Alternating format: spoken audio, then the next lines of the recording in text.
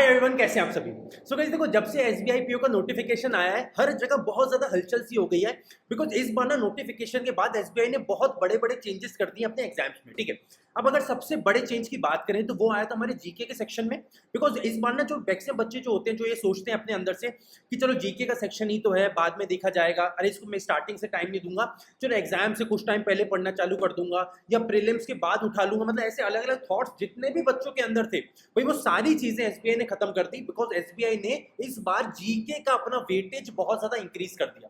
भाई पहले जब बात करें तो पहले बस 40 नंबर का जीके आता था, मतलब 20% आउट ऑफ 200। इस बार इस वेटेज को भी इंक्रीज कर दिया और 60 नंबर का जीके एसबीआई लेके आएगा।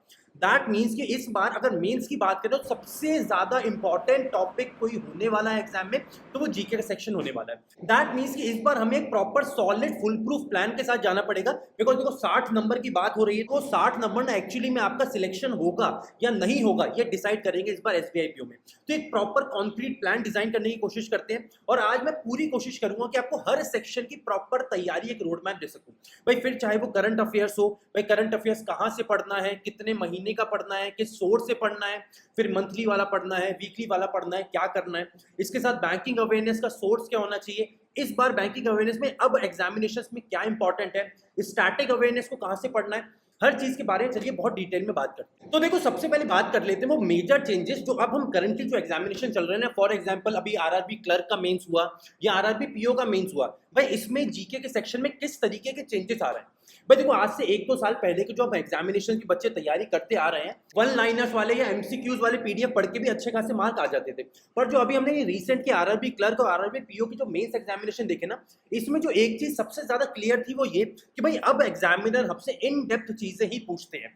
फॉर एग्जाम्पल बात करें जैसे आपने लास्ट ईयर का एसबीआई पीओ का मेंस देखा होगा, उसमें एक ग्लोबल हंगर इंडेक्स करके आ गया था। उसमें इतना डीप चले गए थे वो लोग क्योंकि उसमें क्या पूछा था, ये नहीं पूछा था कि इंडिया की रैंक क्या है, उसमें एक क्वेश्चन में दिया था कि भाई एक ग्लोबल हंगर इंडेक्स करके एक चीज होती है, उसमें इंडिया की रैंक इतनी है और नीचे कुछ 4-5 ऑप्शंस दिए थे और ये बोला गया था कि ये बताओ इसमें से कौन सी कंट्री ऐसी है जिसकी रैंक इंडिया से भी खराब थी।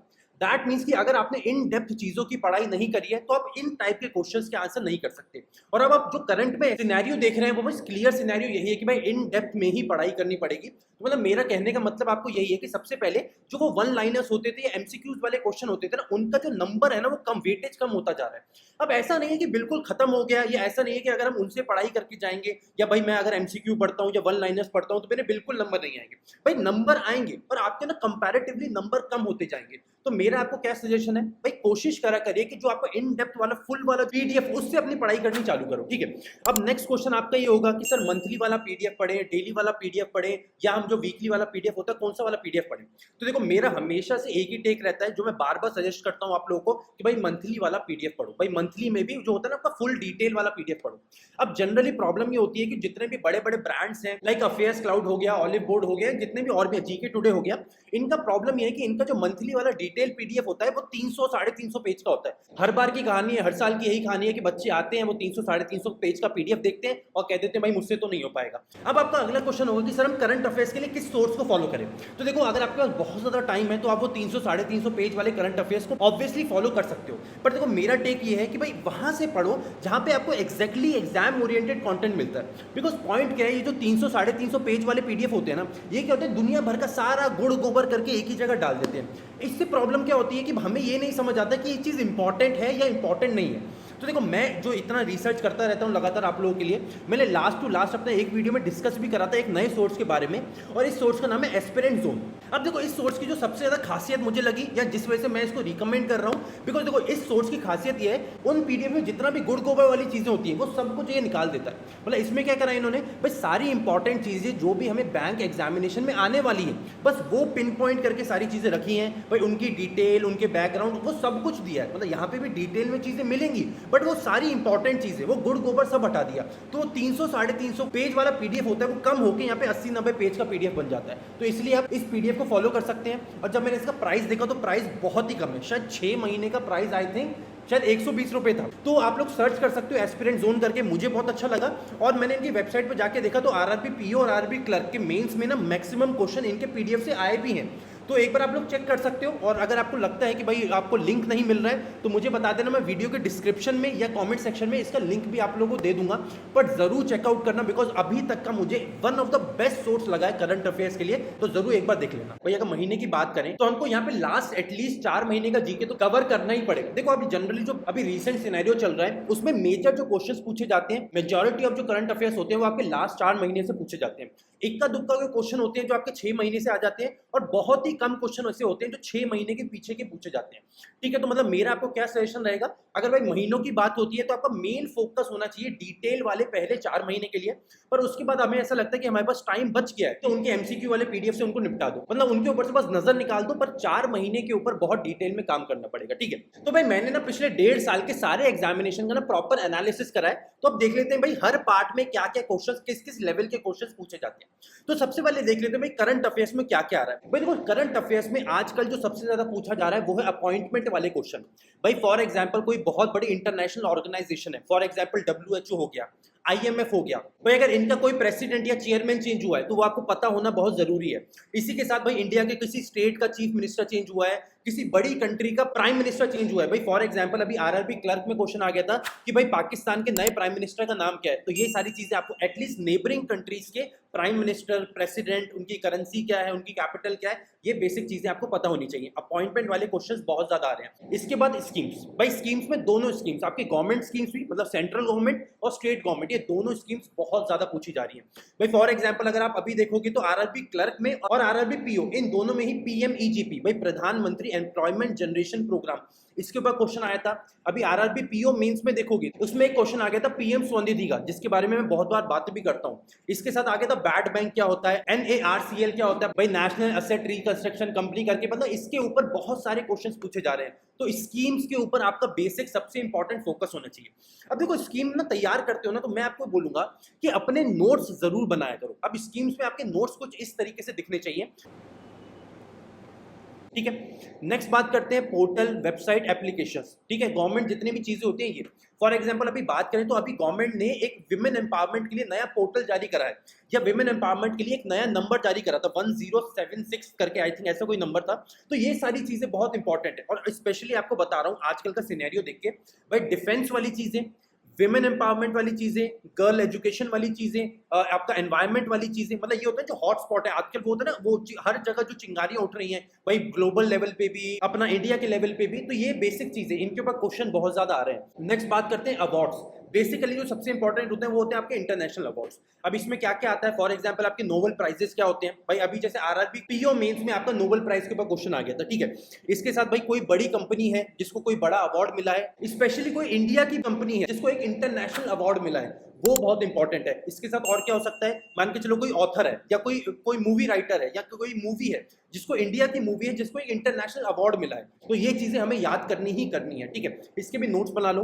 नेक्स्ट होता है आपका स्पोर्ट्स। देखो जनरली क्या होता था, आज से पहले तक मैं भी खुद बोलता था आपको कि स्पोर्ट्स को क्या नजरों के सामने से निकाल लो, जल्दी जल्दी करके हो जाएगा। बट प्रॉब्लम क्या हो रही है कि करंट पिछले के 2-3 एग्जामिनेशन देखोगे, SBI PO, RRB clerk, RRB PO mains, इन तीनों में ही ना स्पोर्ट्स के बहुत सारे क्वेश्चन आ गए। भाई मोटा मोटा बात करें तो एवरेज 4 से 5 क्वेश्चन तीनों ही एग्जामिनेशन में स्पोर्ट्स के आ गए। तो स्पोर्ट्स के बारे में पता होना बहुत जरूरी है। ठीक है, अब यहाँ पे आपका हो सकता है क्वेश्चन ये होगा कि sir last year SBI PO में तो ऐसा क्वेश्चन आ गया था कि जो नीरज चोपड़ा ने जो जैवलिन फेंका था, सर जैवलिन का वेट कितना होता है। तो देखो मैं आपको बोलूंगा एग्जामिनेशन में इस टाइप के अतरंगे से क्वेश्चन तो आपको 1-2 पक्का देखने को मिलेंगे, बट उनसे डरना नहीं है। बिकॉज देखो वो क्वेश्चन ऐसे होते हैं जो किसी से भी नहीं बनते, बिकॉज वो क्वेश्चन बनाने या ना बनाने के लिए होते ही नहीं है। वो क्वेश्चन इसलिए होते हैं जिससे आपके ऊपर प्रेशर बनाया जाए, आपको डराया जाए। तो वो क्वेश्चन देखो और स्किप कर दो, ये बेसिक क्वेश्चन किसी से नहीं बनते, बिकॉज ये आलतू फालतू क्वेश्चन इसीलिए डाले जाते हैं। ठीक है, नेक्स्ट बात कर लेते हैं index and ranking, one of the most important चीज। ठीक है, अब इसमें क्या क्या आता है भाई, इसमें सारी चीजें आती है। फॉर एग्जांपल बात करूं भाई, ग्लोबल हंगर इंडेक्स क्या है, ग्लोबल हैप्पीनेस इंडेक्स क्या है, या एक आर्म्स एंड एम्यूनिशन करके इंडेक्स आता है भाई, उसमें क्या है। तो इसमें आपको क्या क्या याद रखना है भाई, सबसे पहले तो इसमें आपको ये समझना है कि ये कौन सा ऑर्गेनाइजेशन है जो ये इंडेक्स निकालता है। नोट्स कैसे बनाओगे, इंडेक्स का नाम क्या है। ठीक है, उसके बाद ये इंडेक्स कौन सा ऑर्गेनाइजेशन रिलीज करता है। ठीक है, थर्ड होना चाहिए उसमें इंडिया का रैंक क्या। यहाँ पे रुकना नहीं है, बिकॉज इसी में ही इन डेप्थ वाले क्वेश्चन बनते हैं। किस टाइप के क्वेश्चन बनेंगे कि भाई ये वाला इंडेक्स है, इसमें इंडिया की रैंक इतनी है, तो बताओ इस इंडेक्स को टॉप किसने करा था। तो इसमें आपको पता होना चाहिए कि इसमें टॉपर कौन है, हाईएस्ट रैंक किसका आया है। ठीक है। और इसके साथ आपको ये देखना भाई इंडिया के जितने भी नेबरिंग कंट्रीज है भाई उनके रैंक कितने हैं। फॉर एग्जांपल बांग्लादेश का रैंक कितना है, पाकिस्तान का रैंक कितना है, मतलब ये उठा उठा के आप लोग देख लो। पर ये बहुत डेप्थ में क्वेश्चन आ रहे हैं और आप मान के चलो एग्जामिनेशन में 1 से 2 क्वेश्चन स्ट्रेट फॉरवर्ड इंडेक्स और रैंकिंग से हर बार आ रहे हैं एवरेज में, तो इस बार भी आने के बहुत ज्यादा चांसेस है। तो इस तरीके से कर सकते हो। नेक्स्ट बात करते हैं फेस्टिवल्स। अब फेस्टिवल्स कैसे आते हैं? फेस्टिवल देखो मेजरली जो बड़े बड़े फेस्टिवल हैं जैसे दिवाली, होली, रक्षाबंधन, ये कोई नहीं पूछता। कौन सा पूछते हैं? जो आपके रीजनल फेस्टिवल्स होते हैं। फॉर एग्जांपल पोंगल, ये कहाँ होता है? मतलब छोटे छोटे जो स्टेट फेस्टिवल्स होते हैं या रीजनल कोई ट्राइबल फेस्टिवल होगा वो पूछा जाएगा। और क्या हो सकता है? यहाँ पे फोक डांसेस आ सकते हैं। और नेक्स्ट देखें तो वो लिखा है मैंने डिफेंस ऑफ विमेन रिलेटेड चीजें, ये मैं ऑलरेडी बात कर चुका हूँ। भाई इंडिया ने डिफेंस को कितना बजट दिया, भाई बजट रिलेटेड चीजें हमें पता होनी चाहिए, जिसमें हमारा मेन फोकस रहना चाहिए जो हमारा प्रायोरिटी सेक्टर होता है ना उसके ऊपर। फॉर एग्जांपल फार्मर्स हो गए या जो आपके लेबर्स होते हैं वो हो गए, आपका एनवायरमेंट रिलेटेड चीजें हो गई बजट में, आपका सोलर पावर हो गया, विंड पावर हो गया, मतलब ये जो सारी चीजें हैं जो भी आपके प्रायोरिटी सेक्टर में आते हैं इनको बजट में कितना एलोकेशन हुआ ये आपको पता करना चाहिए। और जितनी भी news particularly defence of women empowerment, children education, girl betterment, ये सारी चीजें तो आप पक्के में अच्छे से तैयारी कर लें, ठीक है। नेक्स्ट देखते हैं वो है जीडीपी एस्टिमेट। इसमें क्या होता है? फॉर एग्जांपल बोलूं भाई एडीबी करके एक ऑर्गेनाइजेशन है, उसने इंडिया का कितना जीडीपी एस्टिमेट करा है, भाई वर्ल्ड बैंक ने कितना एस्टिमेट करा है, आईएमएफ ने कितना एस्टिमेट करा है, और ऐसे अलग अलग ऑर्गेनाइजेशन है जो इंडिया का जीडीपी एस्टिमेट करते हैं। तो आपको कैसे इसके भी नोट्स बनाने, ठीक है। इसके नोट्स कैसे बनाओगे? सबसे पहले लिखो जीडीपी, ऊपर तो हेडिंग लिखो, यहाँ पे लिखो ऑर्गेनाइजेशन का नाम, ठीक है। उसके बाद लिखो भाई इस ऑर्गेनाइजेशन ने इंडिया का जीडीपी एस्टिमेट कितना करा है, और उसके बाद भाई वर्ल्ड इकोनॉमी का कितना जीडीपी एस्टिमेट करा है। ऐसे करके अपने अलग अलग ऑर्गेनाइजेशन वाइज नोट्स बनाने हमें, ठीक है। और लास्ट जो हमें करंट अफेयर्स में चीज पढ़नी है वो है MoUs and aids, international organisation. मतलब फॉर एग्जांपल हम बोले भाई एडीबी करके भाई एशियन डेवलपमेंट बैंक ने इंडिया के साथ इतना बड़ा एमओयू साइन करा है, तो हम क्या करेंगे? सबसे पहले लिखेंगे भाई कौन सा ऑर्गेनाइजेशन है, कितने अमाउंट का एमओयू साइन करा है, ठीक है। फिर उसके बाद किस सरकार को दिया है, स्टेट गवर्नमेंट को दिया है तो कौन सी स्टेट गवर्नमेंट को दिया है या सेंट्रल गवर्नमेंट को दिया है, ठीक है। और उसके बाद किस पर्पस से दिया है, भाई एग्रीकल्चर रिलेटेड ये दिया है, रोड बनाने के लिए या कंस्ट्रक्शन के दिए, मतलब अलग अलग आपको जो रीजन है उसके आखिरी कॉलम में रीजन लिखने, ठीक है। तो मेजरली बात करें तो भाई करंट अफेयर्स में आपका ये सब चीजें आएंगी और किस तरीके से तैयारी करनी है, कैसे नोट्स बनाने हैं, मैंने सब चीजें आपको बता दी। अब नेक्स्ट चलते हैं अपने बैंकिंग अवेयरनेस के लिए कि भाई बैंकिंग अवेयरनेस में क्या क्या इंपॉर्टेंट। देखो सबसे इंपॉर्टेंट बात जो बेसिक चीज होती है कि भाई बैंकिंग अवेयरनेस का स्टैटिक पार्ट आपको आना चाहिए। भाई एक बार टाइम लगा के स्टैटिक सारी चीजें पढ़ लो। भाई फॉर एग्जांपल मैं बोलूं आपको कि भाई ट्रेजरी बिल क्या होता है, कमर्शियल पेपर क्या होता है, कमर्शियल बिल क्या होता है, तो बेसिक चीजें, चेक क्या होता है, डीडी क्या होता है, इनकी वैलिडिटी कितनी होती है, तो ये सारी चीजें आपको पता होनी चाहिए। और इन चीजों में देखो फ्रैंकली बोलता हूँ ज्यादा टाइम नहीं लगेगा। अगर ये पूरा बैंकिंग अवेयरनेस का स्टैटिक पार्ट भी पढ़ोगे तो 10-15 दिन में पूरा कंप्लीट कर पाओगे, ठीक है। बट इन सारी चीजों की ना आजकल वेटेज बहुत कम हो गया है। जैसे आज से कुछ साल पहले हम देखते थे भाई क्वेश्चन कैसे आते थे, भाई ये टैगलाइन किस बैंक की है, या इस बैंक का भाई ये फला फला बैंक है, इसका हेडक्वार्टर्स कहाँ पे है, तो वो क्वेश्चन आजकल नहीं आते।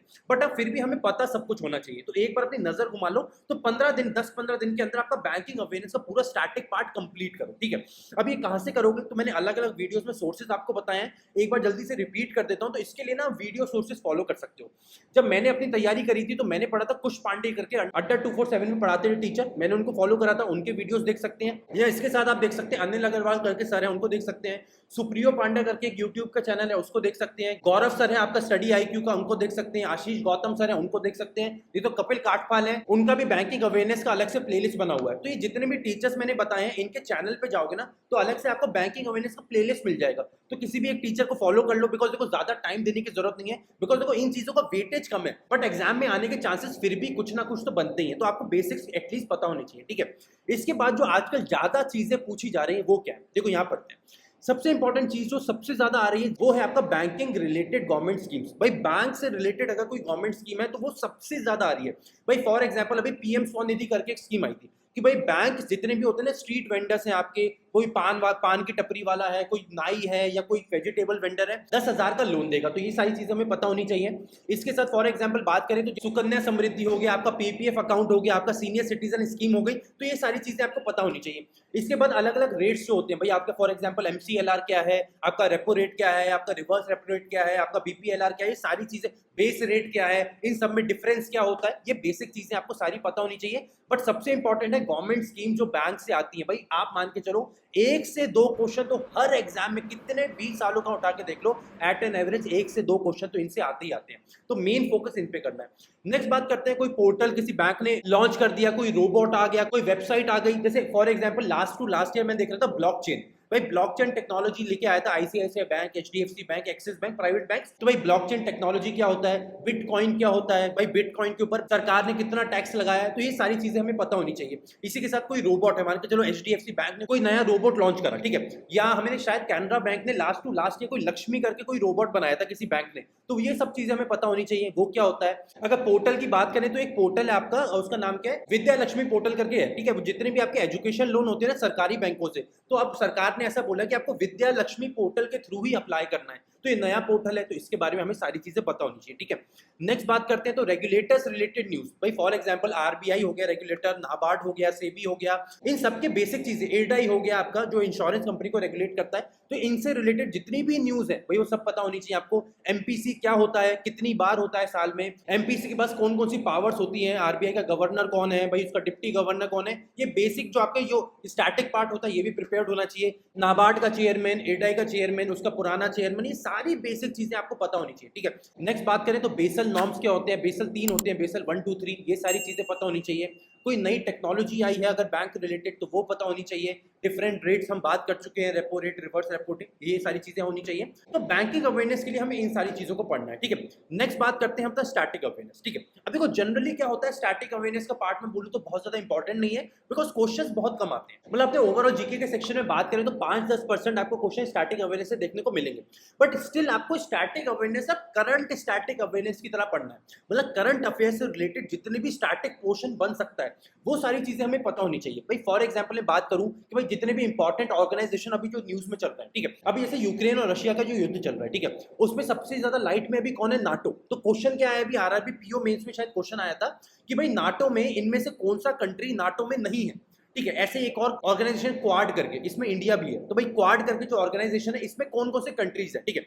अब उन कंट्रीज के बारे में आपको स्टैटिक चीजें पता होनी चाहिए। भाई उस कंट्री का प्राइम मिनिस्टर कौन है, प्रेसिडेंट कौन है, वहां की करेंसी क्या है, वहां की कैपिटल क्या है, तो ये सारी चीजें आपको पता होनी चाहिए पिन पॉइंट करके। इसके साथ और क्या है भाई, इंपॉर्टेंट या हिस्टोरिक प्लेसेस जो इंडिया की है या जो वर्ल्ड ऑर्गेनाइजेशन कुछ भी हो सकता है, ठीक है।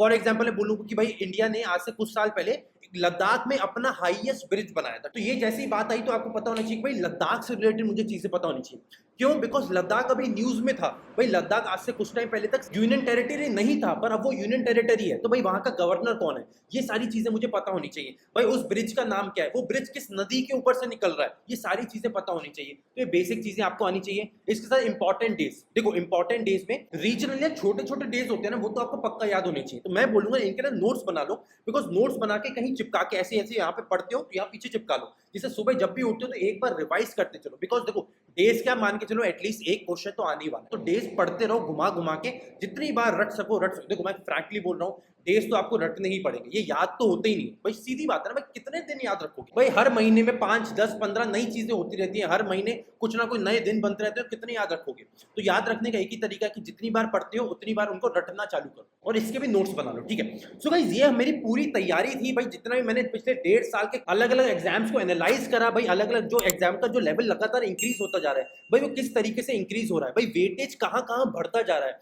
भाई, देख रहे हो आप लगातार, देखो चीजें कितनी शिफ्ट हो रही है भाई, करंट अफेयर्स अलग लेवल पे जा रहे हैं भाई, कितने डिटेल करंट अफेयर्स आने लग गए। तो ये मेरा पूरा डिटेल्ड एनालिसिस था जो मैंने पिछले बहुत सारे एग्जामिनेशंस को देख के बनाया। तो मुझे नीचे कमेंट सेक्शन में वीडियो के जरूर बताइएगा कि आपको ये एनालिसिस कैसा लगा और आपको इस वीडियो से मदद मिली या नहीं मिली। बिकॉज अगर आपको इस वीडियो से मदद मिली तो इस वीडियो को लाइक और शेयर जरूर करिएगा। अगर आप चैनल पर पहली बार विजिट कर रहे हैं तो चैनल को सब्सक्राइब करके जरूर जाइएगा। और इसी के साथ अगर आप एसबीआई पीओ या आईबीपीएस पीओ की तैयारी कर रहे हैं तो हमारे सिग्मा बैच, हमने नया बैच चालू करा है जो यूट्यूब पे सबसे पहला इनिशिएटिव है, जहां पे तीनों सेक्शंस की इंग्लिश, क्वांट और रीजनिंग के हर टॉपिक की तैयारी मैं खुद करवा रहा हूं आपको अपने चैनल पर। तो अगर आप इस बैच को ज्वाइन करना चाहते हैं तो आपको सिग्मा बैच करके प्लेलिस्ट सेक्शन में रिकॉर्डेड क्लासेस मिल जाएंगी, आप उन क्लासेस को देख सकते हैं। इसके साथ डेली हमारा रात को 9 बजे सिग्मा बैच का लाइव क्लास होता है, तो आप उन क्लासेस को भी अटेंड कर सकते हैं। तो इसी तरह बने रहिए द अल्फा बैंक के चैनल के साथ। मिलते हैं अगली क्लास में, till then take care and bye bye.